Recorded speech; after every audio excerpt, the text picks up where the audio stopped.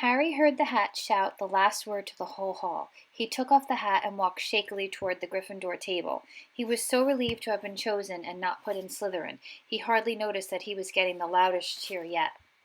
Percy, the prefect, got up and shook hands vigorously while the Weasley twins yelled, "We got Potter! We got Potter!" Harry sat down opposite the ghost in the ruff he'd seen earlier. The ghost patted his arm, giving Harry the sudden horrible feeling he just plunged into a bucket of ice-cold water. He could see the high table properly now. At the end nearest him sat Hagrid, who caught his eye and gave him a thumbs up. Harry grinned back, and there, in the center of the high table, in a large gold chair, sat Albus Dumbledore. Harry recognized him at once from the card he'd gotten out of the chocolate frog on the train. Dumbledore's silver hair was the only thing in the whole hall that shone as brightly as the ghost's. Harry spotted Professor Quirrell, too, the nervous young man from the Leaky Cauldron. He was looking very peculiar in a large purple turban. And now there were only 4 people left to be sorted. Thomas Dean, a black boy even taller than Ron, joined Harry at the Gryffindor table. Turpin Lisa became a Ravenclaw, and then it was Ron's turn. He was pale green by now. Harry crossed his fingers under the table, and a second later the hat shouted, "Gryffindor!" Harry clapped loudly with the rest as Ron collapsed into the chair next to him. "Well done, Ron, excellent," said Percy Weasley pompously across Harry as Zabini Blaze was made a Slytherin. Professor McGonagall rolled up her scroll and took the sorting hat away. Harry looked down at his empty gold plate. He had only just realized how hungry he was. The pumpkin pasty seemed ages ago. Albus Dumbledore had gotten to his feet. He was beaming at the students, his arms opened wide, as if nothing could have pleased him more than to see all of them there. "Welcome," he said. "Welcome to a new year at Hogwarts. Before we begin our banquet, I would like to say a few words. And here they are. Nitwit, Blubber, Oddment, Tweak. Thank you." He sat back down. Everybody clapped and cheered. Harry didn't know whether to laugh or not. "Is he a bit mad?" he asked Percy uncertainly. "Mad?" said Percy airily. "He's a genius. Best wizard in the world. But he is a bit mad, yes. Potatoes, Harry." Harry's mouth fell open. The dishes in front of him were now piled with food. He had never seen so many things he liked to eat on one table. Roast beef, roast chicken, pork chops, lamb chops, sausages, bacon, and steak, boiled potatoes, roast potatoes, fries, Yorkshire pudding, peas, carrots, gravy, ketchup, and for some strange reason, peppermint humbugs. The Dursleys had never exactly starved Harry, but he'd never been allowed to eat as much as he liked. Dudley had always taken anything that Harry really wanted, even if it made him sick. Harry piled his plate with a bit of everything except the peppermints and began to eat. It was all delicious. "That does look good," said the ghost in the ruff sadly, watching Harry cut up his steak. "Can't you?" "I haven't eaten for nearly 500 years," said the ghost. "I don't need to, of course, but one does miss it. I don't think I've introduced myself. Sir Nicholas de Mimsy Porpington, at your service, resident ghost of Gryffindor Tower." "I know who you are," said Ron suddenly. "My brothers told me about you. You're nearly Headless Nick." "I would prefer you call me Sir Nicholas de Mimsy," the ghost began stiffly, but sandy-haired Seamus Finnegan interrupted. "Nearly headless? How can you be nearly headless?" Sir Nicholas looked extremely miffed, as if their little chat wasn't going all the way he wanted. "Like this," he said irritably. He seized his left ear and pulled. His whole head swung off his neck and fell onto his shoulders as if it was on a hinge. Someone had obviously tried to behead him, but not done it properly.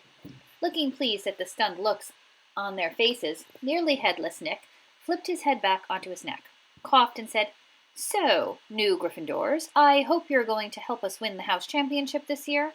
Gryffindors have never gone so long without winning. Slytherins have got the cup 6 years in a row. The bloody Baron's becoming almost unbearable. He's the Slytherin ghost." Harry looked over at the Slytherin table and saw a horrible ghost sitting there with blank staring eyes, a gaunt face, and robe stained with silver blood. He was right next to Malfoy, who, Harry was pleased to see, didn't look too pleased to be with his seating arrangements. "How did he get covered in blood?" asked Seamus with great interest. "I never asked," said nearly headless Nick delicately. When everyone had eaten as much as they could, the remains of the food faded from the plates, leaving them sparkling clean as before. A moment later, the desserts appeared. Blocks of ice cream in every flavor you could think of, apple pies, treacle tarts, chocolate eclairs, and jam donuts, trifle, strawberries, jello, rice pudding. As Harry helped himself to a treacle tart, the talk turned to their families. I'm a half and half, said Seamus. My dad's a muggle. Mum didn't tell him she was a witch till after they were married. Bit of a nasty shock for him. The others laughed. What about you, Neville? Said Ron. Well, my gran brought me up, and she's a witch, said Neville, but the family thought I was all muggle for ages. My great-uncle Algy kept trying to catch me off guard and force some magic out of me. He pushed me off the end of Blackpool Pier once. I nearly drowned, but nothing happened until I was 8. Great-uncle Algy came round for dinner, and he was hanging me out of an upstairs window by the ankles when my great-aunt Enid offered him a meringue and he accidentally let go. But I bounced all the way down the garden onto the road. They were all really pleased. Gran was crying, she was so happy. And you should have seen their faces when I got in here. They thought I might be magic enough to come, you see. They thought I might not be magic enough to come, you see. Great-uncle Algy was so pleased, he bought me my toad. On Harry's other side, Percy Weasley and Hermione were talking about lessons. I do hope they start right away. There's so much to learn. I'm particularly interested in transfiguration, you know, turning something into something else. Of course, it's supposed to be very difficult.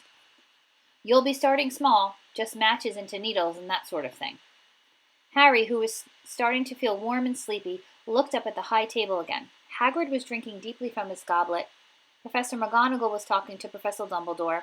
Professor Quirrell, in his absurd turban, was talking to a teacher with greasy black hair, a hooked nose, and sallow skin. It happened very suddenly. The hooked-nosed teacher looked past Quirrell's turban straight into Harry's eyes, and a sharp, hot pain shot across the scar on Harry's forehead. Ouch! Harry clasped his hand to his head. What is it? Asked Percy. Nothing. The pain had gone as quickly as it had come. Harder to shake off was the feeling Harry had gotten from the teacher's look, a feeling that he didn't like Harry at all.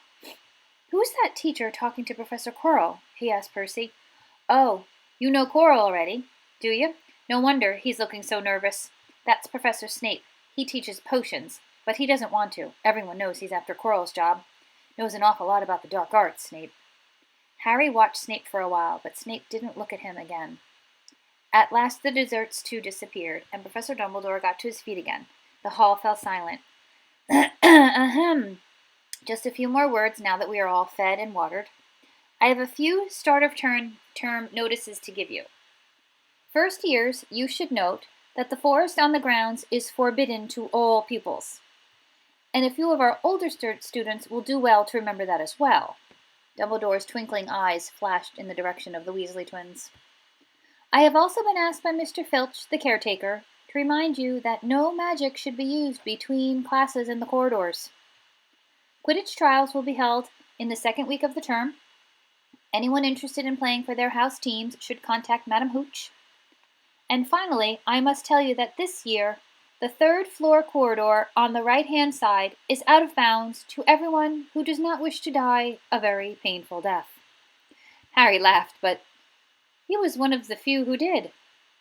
He's not serious, he muttered to Percy. Must be, said Percy, frowning at Dumbledore. It's odd because he usually gives us a reason why we're not allowed to go somewhere. The forest's full of dangerous beasts. Everyone knows that. I do think he might have told us prefix at least. And now, before we go to bed, let us sing the school song, cried Dumbledore. Harry noticed that the other teachers' smiles had become rather fixed. Dumbledore gave his wand a little flick, as if he was trying to get a fly off one end. And a long, golden ribbon flew out of it, which rose high above the tables and twisted itself snake-like into words. Everyone pick their favorite tune, said Dumbledore, and off we go. And the school bellowed, Hogwarts, Hogwarts, hoggity-warty Hogwarts. Teach us something, please, whether we be old and bald or young with scabby knees. Our heads could do with filling with some interesting stuff, for now they're bare and full of air, dead flies and bits of fluff. So teach us things worth knowing, bring back what we've forgot. Just do your best, we'll do the rest, and learn until our brains rot. Everyone finished the song at different times. At last, only the Weasley twins were left singing along to a very slow funeral march. Dumbledore conducted their last few lines with his wand, and when they had finished, he was one of those who clapped the loudest. Ah, music, he said, wiping his eyes. A magic beyond all we do here. And now, bedtime. Off you trot. The Gryffindor first years followed Percy through the chattering crowds of the great hall, up the marble staircase. Harry's legs were like lead again, but only because he was so tired and full of food. He was too sleepy even to be surprised that the people in the portraits along the corridors whispered and pointed as they passed, or that Percy led them through doorways hidden behind sliding panels and hanging tapestries. They climbed more staircases, yawning and dragging their feet, and Harry was just wondering how much further they would have to go when they came to a sudden halt. A bundle of walking sticks was floating in midair ahead of them, and as Percy took a step toward them, they started throwing themselves at him. Peeves, Percy whispered at the first years. A poltergeist, he raised his voice. Peeves, show yourself. A loud, rude sound, like the air being let out of a balloon, answered. Do you want me to go to the Bloody Baron? There was a pop, and a little man with wicked dark eyes and a wide mouth appeared, floating cross-legged in the air, clutching the walking sticks. Ooh, he said with an evil cackle. Ickle firsties, what fun. He swooped suddenly at them. They all ducked. Go away, Peeves, or the Baron will hear about this. I mean it, balked Percy. Peeves stuck out his tongue and vanished, dropping the walking sticks on Neville's head. They heard him zooming away, rattling coats of armor as he passed. You want to watch out for Peeves, said Percy as they set off again. The Bloody Baron's the only one who can control him. He won't even listen to us prefects. Here we are. At the very end of the corridor hung a portrait of a very fat woman in a pink silk dress. Password, she said. Caput Draconis, said Percy, and the portrait swung forward to reveal a round hole in the wall. They all scrambled through it. Neville needed a leg up, and found themselves in the Gryffindor common room, a cozy round room full of squashy armchairs. Percy directed the girls through one door to their dormitory and the boys through another. At the top of a spiral staircase, they were obviously in one of the towers. They found their beds at last. 5 four-posters hung with deep red velvet curtains. Their trunks had already been brought up. Too tired to talk much, they pulled on their pajamas and fell into bed. Great food, isn't it? Ron muttered to Harry through the hangings. Get off, Scabbers! He's chewing my sheets. Harry was going to ask Ron if he'd had any of the treacle tart, but he fell asleep almost at once. Perhaps Harry had eaten a bit too much, because he had a very strange dream. He was wearing Professor Quirrell's turban, which kept talking to him, telling him he must transfer to Slytherin at once, because it was his destiny. Harry told the turban he didn't want to be in Slytherin. It got heavier and heavier. He tried to pull it off, but it tightened painfully. And there was Malfoy, laughing at him as he struggled with it. Then Malfoy turned into the hook-nosed teacher Snape, whose laugh became high and cold. There was a burst of green light, and Harry woke, sweating and shaking.